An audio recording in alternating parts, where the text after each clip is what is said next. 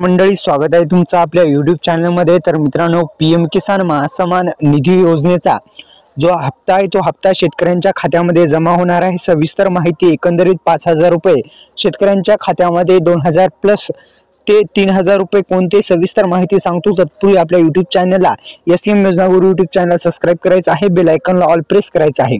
तर या योजनेचा लाभ कोणाला मिळतो, तर ज्या शेतकरी बांधवांच्या नावे जमीन आहे अशा शेतकरी बांधवांना याचा लाभ मिळतो, आपल्या सर्वांस माहित आहे। आणि आतापर्यंत 18 हप्ते यशस्वीरित्या शेतकऱ्यांच्या खात्यामध्ये जमा झाले, हे पण अनेक मित्रांना माहित आहे। तर मित्रांनो, येणाऱ्या 19 हप्त्यासाठी थेट आपण माहिती घेऊ। तर शेतकऱ्यांच्या मनात एक प्रश्न असतो की पीएम किसान योजना सुरू झाल्यानंतर अनेक शेतकऱ्यांचा त्यांच्या हक्काबद्दल प्रश्न उपस्थित होतो। म्हणजे अनेक असा प्रश्न पडतो की दुसऱ्यांच्या जमिनीत काम करणाऱ्या शेतकऱ्यांना यांचा लाभ मिळतो का।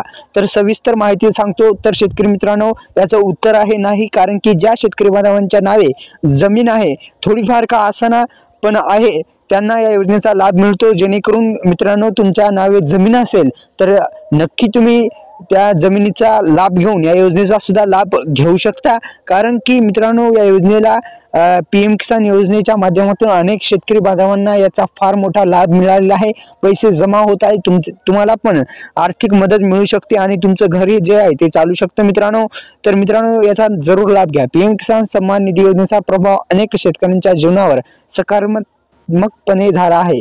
पहा, मी म्हटल्याप्रमाणे त्यांच्या जीवनावर एक सकारात्मकपणे असा बदल घडलेला आहे मित्रांनो। या पैशाच्यामुळे, या योजनेमुळे शेतकऱ्यांच्या शेतीच्या कामासाठी आवश्यक असलेली आर्थिक मदत सुद्धा मिळाली आहे, जीवनशैली सुधारणा सुद्धा झालेली आहे। तर एकंदरीत मित्रांनो, आपल्या यूट्यूब चॅनलला सबस्क्राइब करा आणि डिस्क्रिप्शन बॉक्समध्ये दिलेल्या लिंकवर क्लिक करून नक्की व्हिजिट करा। धन्यवाद।